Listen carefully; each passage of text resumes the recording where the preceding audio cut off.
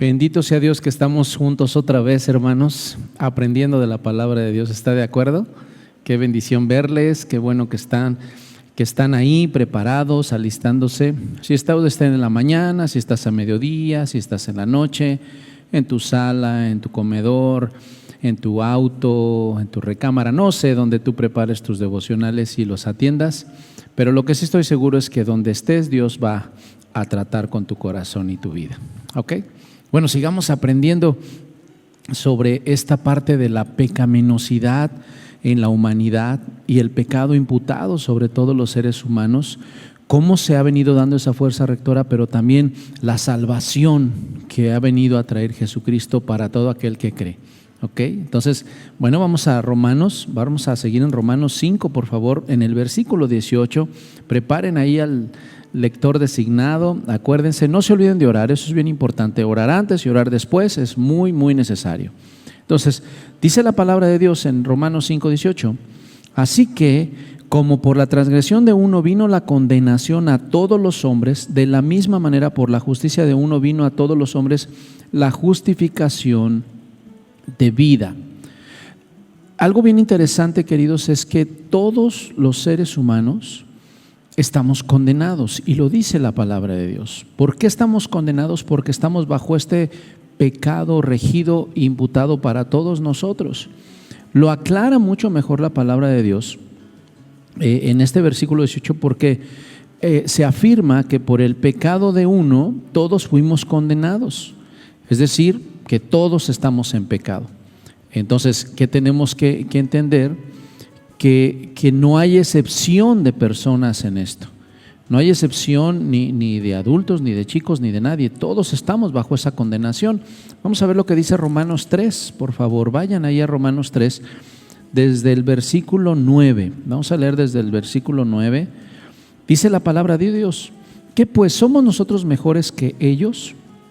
En ninguna manera, pues ya hemos acusado a judíos y a gentiles que todos están bajo pecado.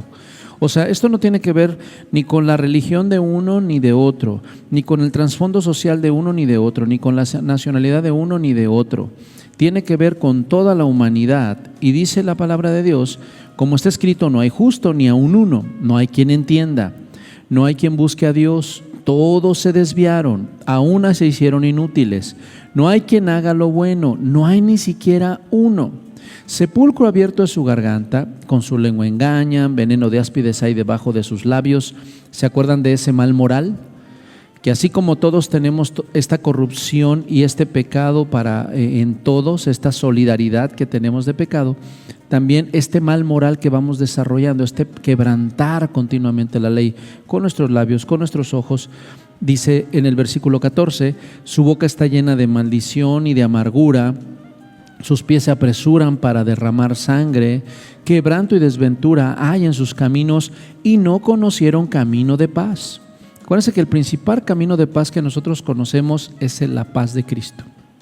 Entonces, la palabra de Dios encierra que todos los seres humanos somos pecadores.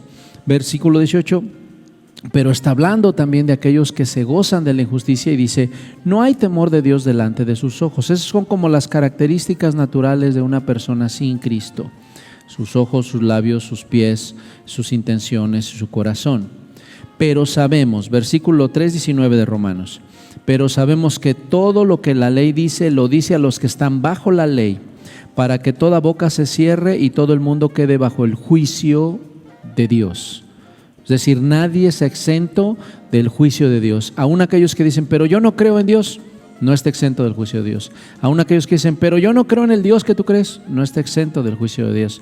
Y dice el versículo 20, ya que por las obras de la ley ningún ser humano será justificado delante de él, porque por medio de la ley es el conocimiento del pecado. ¿Qué podemos comprender nosotros? Ok, si todos somos pecadores y en nosotros hay una pecaminosidad, ¿qué sucede? Bueno, podemos ver también que este pecado imputado en todos nosotros, que está en nosotros, lo vemos también a razón de la corrupción humana.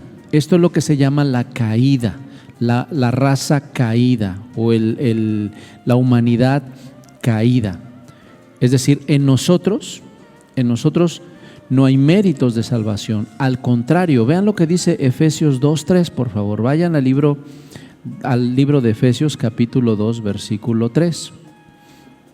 El apóstol Pablo aquí hablando y dice: entre los cuales también todos nosotros vivimos en otro tiempo en los deseos de nuestra carne.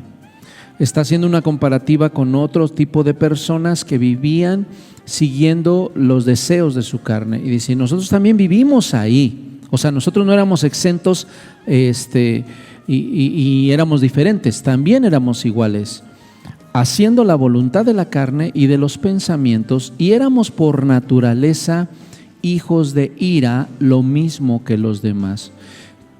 Hijos de ira, es decir, nosotros íbamos a la misma condenación que toda la humanidad, porque toda la humanidad va a la condenación.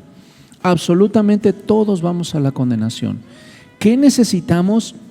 La salvación de Jesucristo. La salvación en Jesucristo, el perdón de pecados en Jesucristo, la transformación en Jesucristo, la justificación de Jesucristo, la renovación de Jesucristo, la regeneración de Jesucristo. Todos nosotros, todos lo necesitamos. Usted, yo, aún aquel que dice: yo no creo en Dios, yo hago mi vida, lo necesita, si no va a la condenación. Todos lo necesitamos. En nosotros hay un sistema de corrupción. Vean lo que dice el Salmo 51:5, por favor. Salmo 51:5. He aquí, en maldad he sido formado, y en pecado me concibió mi madre. Fíjense qué interesante, porque el salmista dice que desde ser concebidos nosotros traemos ya este pecado imputado. Y si tenemos este pecado imputado, entonces nos damos cuenta de la grandeza del Salvador que necesitamos.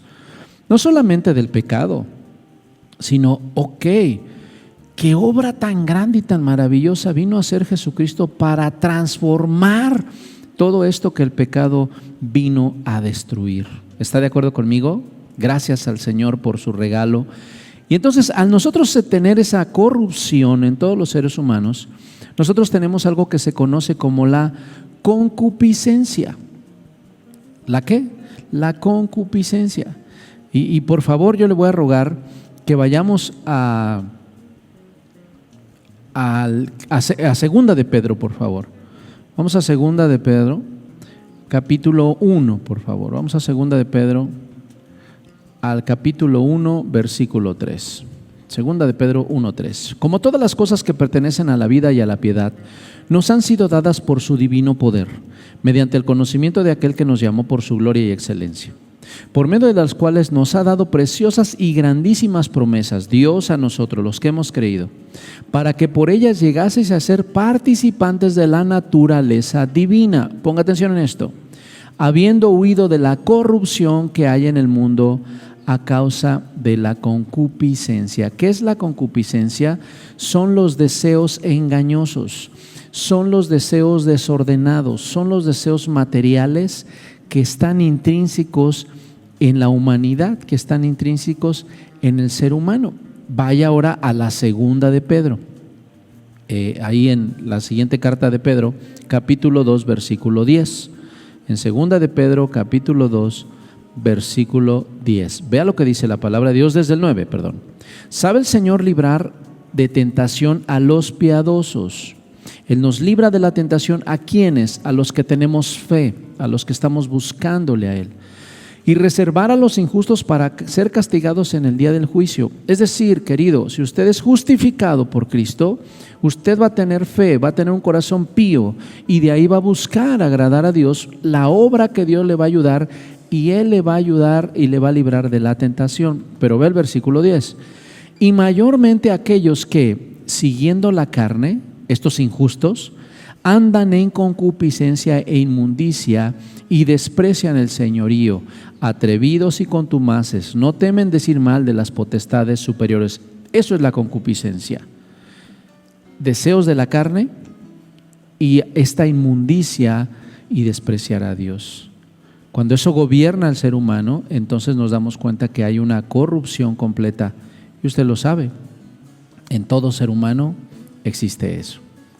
Hacemos dos preguntitas, ¿les parece? Así que, por favor, en la primera, respondan ustedes qué significa la pecaminosidad de todos. ¿Por qué todos somos pecadores? Si quieren pongan algún texto de los que leímos o busquen otros, pero pongan usted, ¿qué entendió por qué todos somos pecadores? La pecaminosidad de todos. Aquí incluso pudiéramos hacer más preguntas, ¿no?